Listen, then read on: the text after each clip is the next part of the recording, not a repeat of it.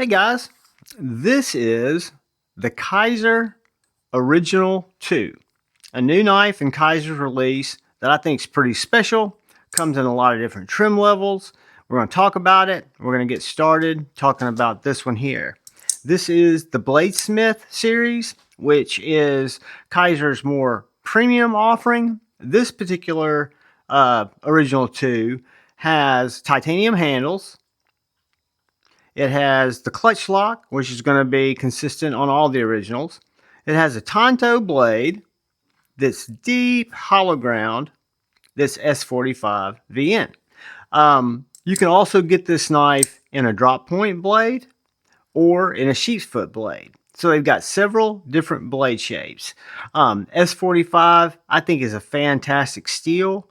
The hollow ground has proven to be very nice on the model that I have. It's very deep, and you've got the compound ground tip, which makes it a little thicker. You've got really strategically placed jimping on this knife.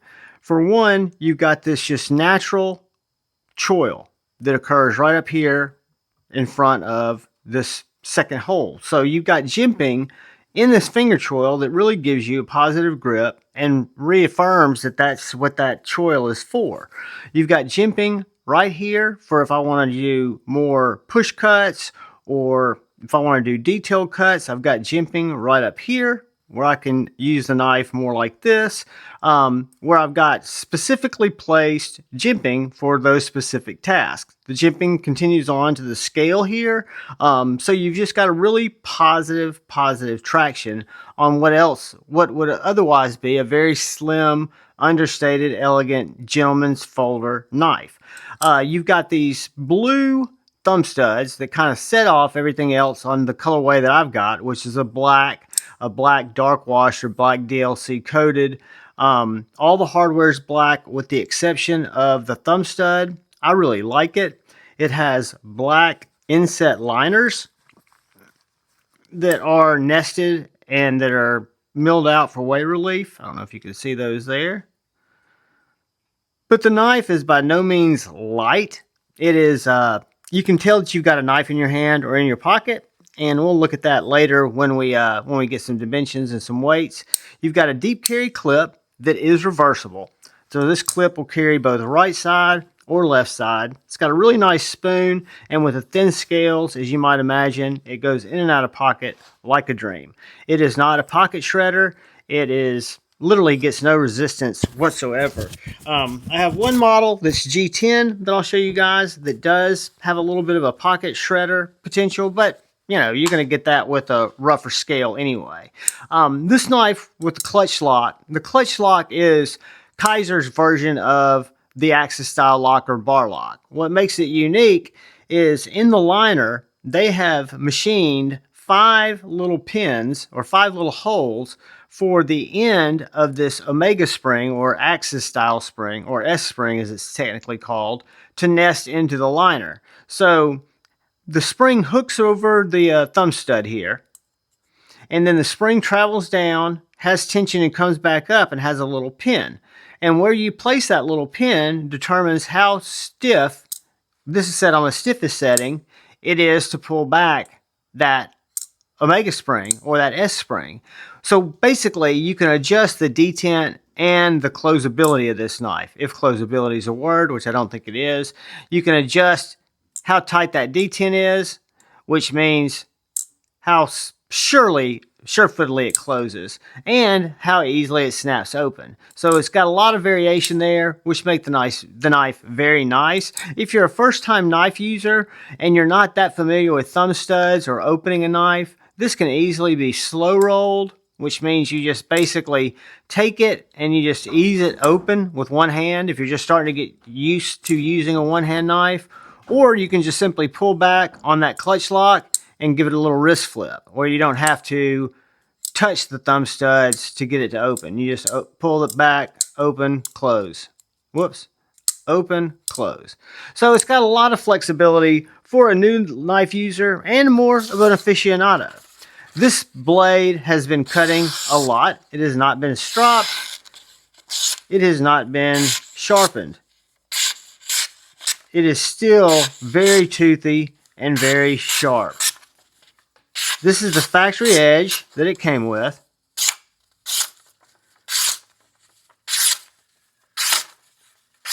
And it could probably benefit from a stropping. I can tell that it's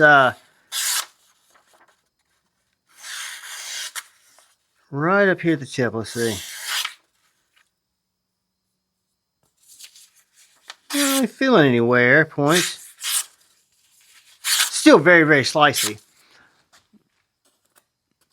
I'm going to have to get some more cardboard. Got some little pieces of cardboard just to see how it works through thicker material. Because with a hollow grind, that's where I feel like you really feel the lack of resistance, because it is really moving through that material while it splays it apart as it goes through it. Great little blade. Again, this is a S45VN version of the Tanto.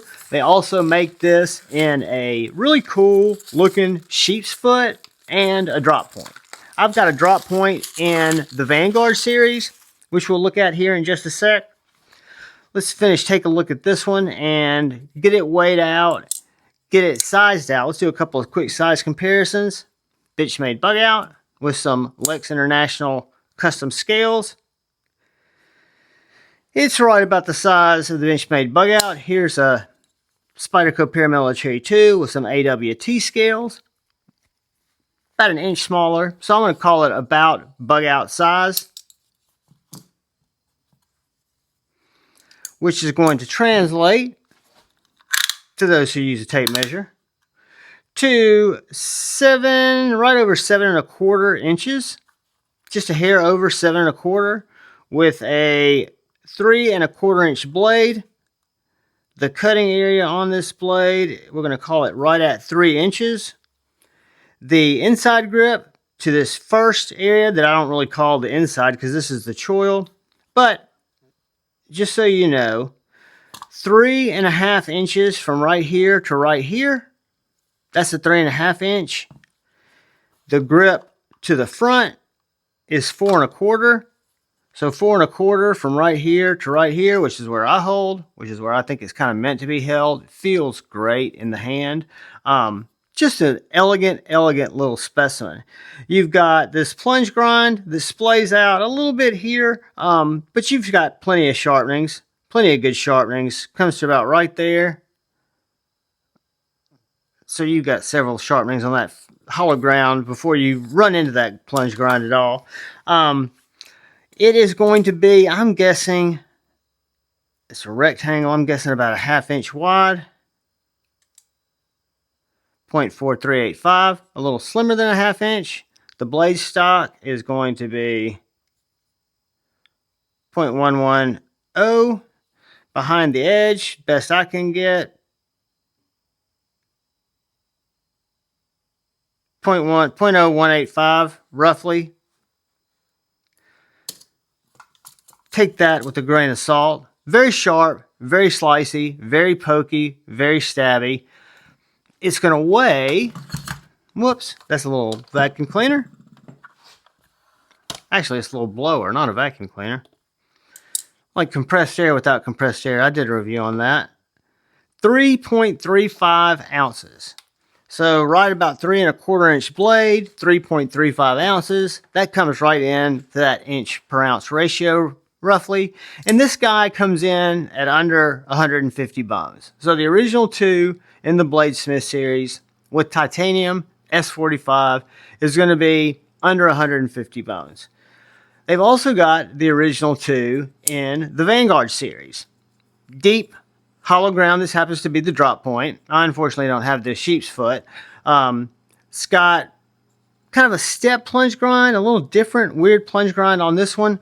Very, very sharp. I say different, weird. It's just not finished out the same. So if you look at this one, it's just got 2 steps in it. It's going to be basically the same. I've not cut with this one, and it is super, super sharp. This one's 14C, 28N. It's got the same aggressive forward jimping. Same aggressive hollow ground blade. Very pokey.